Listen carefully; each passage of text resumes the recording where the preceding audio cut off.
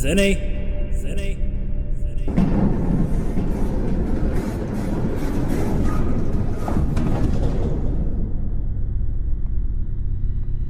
Zenny? Your bladder will make a lovely purse for my boyfriend!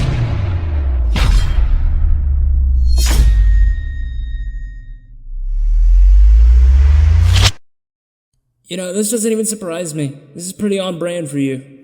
Welcome to an obnoxious review of Borderlands 3. It's almost been a year since I've uploaded, and I think I've spent too much time watching companies shit out AAA games as engaging as a 4-year-old ripping up cardboard. So, I'm back, and I have no intentions on being kind. But for those that don't have the time to watch a video 1 year in the making, here is a little summary of Borderlands 3, in the form of song.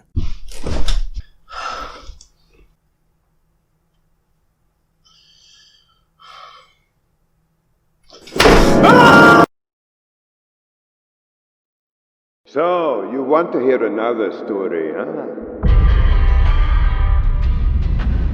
So, who's coming?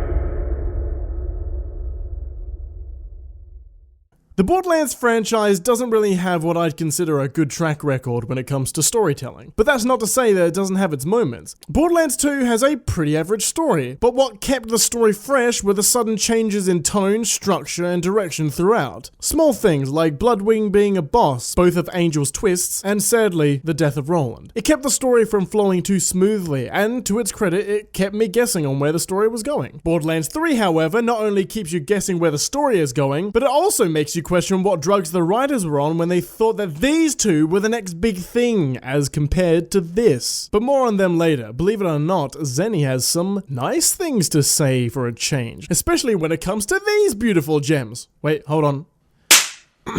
These beautiful gems. Mose is a mech soldier whose whole role in the team is to skullfuck someone with enough lead that they contract anemia, leaving them with just enough oxygen to comprehend in their last few seconds how stupid it was to start a fight with this. Anybody counting? Flack is a robotic beastmaster trained in the art of animal handling, which goes very nicely with walks on the beach, nights in, and his tendency to make faces resemble freshly seasoned guacamole. Zane is a self-absorbed egotistical mercenary whose love of gadgets and money are nearly as strong as his love for day drinking. Or to put it simply, he's just Irish. Amara is also a character in Borderlands 3. She likes punching things. This actually isn't a bit. All her character talks about is punching things, and there's nothing really much to her. Also, did I mention that she's a fucking siren? When it comes to characters feeling out of place, I didn't expect Amara of all people to feel like she was shoehorned in. Why? Because Borderlands 3 is a story about sirens. Most twists in the game revolve around the idea of sirens and what being a siren means for the universe. Boom, Lilith loses her powers. Boom, Troy is the first male siren. Boom, Maya gets absorbed by Troy and fucking dies. Boom, Tannis is a secret siren. Boom, the moon is a vault key and only Troy can charge it as a siren. Come motherfucking boom, Ava by the end of the game is a full-on siren and Lilith sacrifices herself because I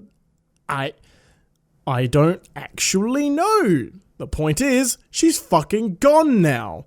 In a story that revolves around the importance of sirens, why the fuck does Amara have so little to say? You beat the game and she's like, wow gang, we fucking did it! Yeah, nah, that doesn't fucking cut it. You can't have a playable siren in your main story because it just doesn't fucking work. The Calypso's whole deal is that they can absorb sirens. You standing by and just being ignored by them and then having them talk to you like you're just some fucking regular person doesn't work. You are way too important to fit in this scene. You want to know how to fix this? Make Amara one of the DLC characters. Look, I get it, DLC bad, but most recent Borderlands games have always had 2 DLC Vault Hunters. The smart thing to do would have been to have 4 Vault Hunters unrelated to the Siren Corps as your beginning roster, and to have the DLC Siren join the gang because of the events of the story. You don't need a Siren in the beginning of your roster if the story doesn't need one. Take a look at the pre-sequel. They knew that Jack's ties to imprisoning his daughter wouldn't work if there was yet another siren. So, they left sirens out of the picture. And to fill the void of people who wanted to wield elements, they introduced a DLC character who did that, but didn't have siren powers, but still had the gameplay and feel of one. And their not being a siren didn't take away from the game. And the same would have been true for Borderlands 3. You know why? Because no one fucking plays Amara. I have not seen a single player in multiplayer actually pick her. She is the wholemeal bread at Subway. Why the fuck would I pick you over Italian herbs? Get the fuck out of me. Taking Amara out of the roster wouldn't have just helped the story out, but could have given the devs a chance to come up with more elaborate characters instead of just saying, well shit, the other games had sirens, I guess we have to put another one in. No, fuck you. Okay, now let's just take a step back. Aside from the sirens, what actually is the story of Borderlands 3? Borderlands 3...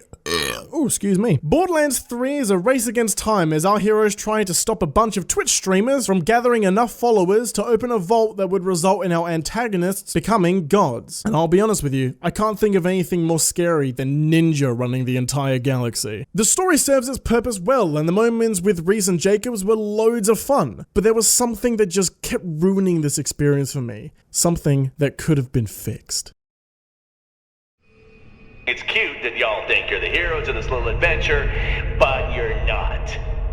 I am the goddamn hero!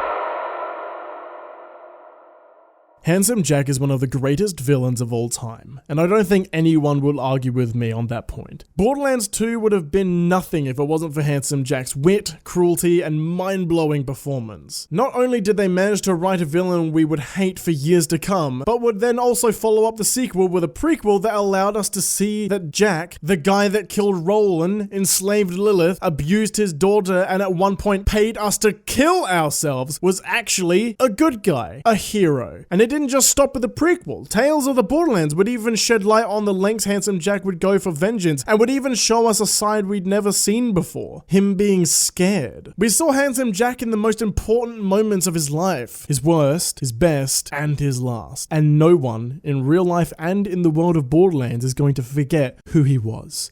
Don't forget to like, follow, and obey. Let me just hydrate real quick.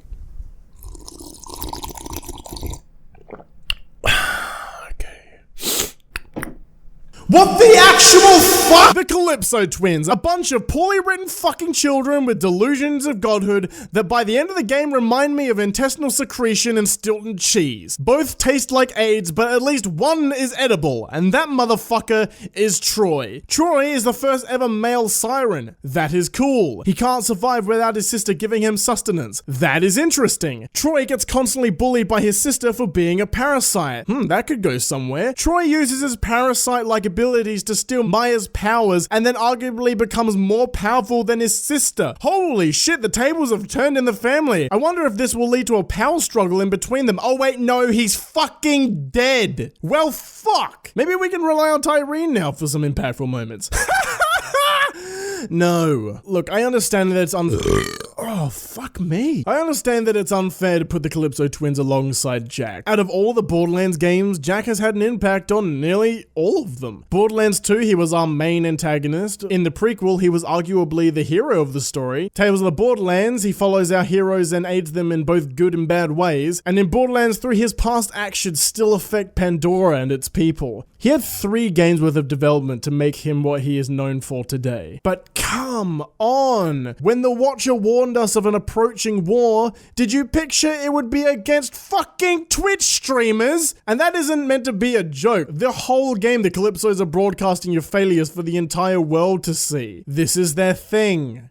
And it sucks. By the end of the game, they're dead. We already know their past because we met their dad, so we are left with no other way to get engrossed with these villains except for the whole, oh fuck, they're sirens. No one's been a siren villain before. Oh wait, yes we fucking have! This has been done before! There was potential here. Troy's constant struggles with his sister not seeing him as an equal would have been a perfect twist for the end of the game. Instead, Troy dies, with the twins having no kind of conflict whatsoever with each other. She absorbs him and fucking leaves. Later on, we kill her with no real satisfying ending. And that's it. That was the Calypso twins. Jesus fucking Christ, they make Claptrap look like he was written by Stephen King for fuck's sake. You'd think with villains like this, the whole game would be a mess, that there isn't really anything to grip you and keep you playing. But just like when you thought Handsome Jack was the root of all evil, you'd be wrong. Oh my god, shoot me in the goddamn face!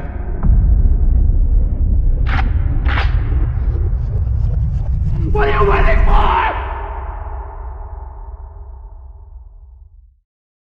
Gameplay in Borderlands 3 is kind of like a Cole's mud cake, and what I mean by that is, oh my fucking god! This is so fucking good! With the Calypso twins being structured like string cheese, it was obvious that they were doomed to fail as antagonists. And to many people, that was the breaking point for Borderlands 3. Call me a skeptic, but I genuinely don't think the devs really gave a shit when it came to writing good antagonists. And I actually think it was intentional. The Calypso twins weren't meant to be groundbreaking metaphors for bullying and failed parental methods. They were just tools used to deliver you what the devs actually gave a fuck about: the gameplay. There is just so much to be said about how it feels to play Borderlands 3 that it deserves its own video. Not from me though. I struggle to make videos like Anthem struggles to be an actual game. Before we get started, I thought you might like to know that the safe word is pineapple. Wait, hold on. Why do I need a safe word?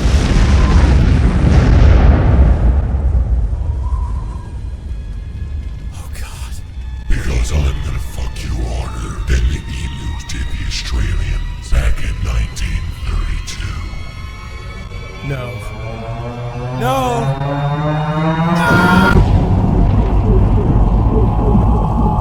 Before you ask, yes, this was just an excuse to use assets I made for an Anthem review that never happened. Sue me. I found myself too engrossed with how it felt that I didn't really care about what happened in the world. It was just small things like radiation damage being a thing, alternative firing modes for a single gun, and the sheer depth and skill trees alone made the game worth the price. It reminded me of the first time I shot a gun in Doom, or when I first booted up Borderlands 1. People told me how good it felt, but I didn't believe them. How could I? A game franchise over 10 years old still innovating? It was just strange to me. I think I've actually said enough for now. So what did I think about Borderlands 3? The story manages to re-establish the rules of the world while also adding just enough characters and ideas that it doesn't feel all recycled. The villains fail to stick the landing and even get outshined by other bosses to the point where they just become background noise in their own story, leaving a lot to be desired. Gameplay, however, lifts the game up in so many ways that you end up forgiving the game for its flaws, because in the end, you had fun. Mind-blowing, unfiltered fun. And that was an obnoxious review of Borderlands 3.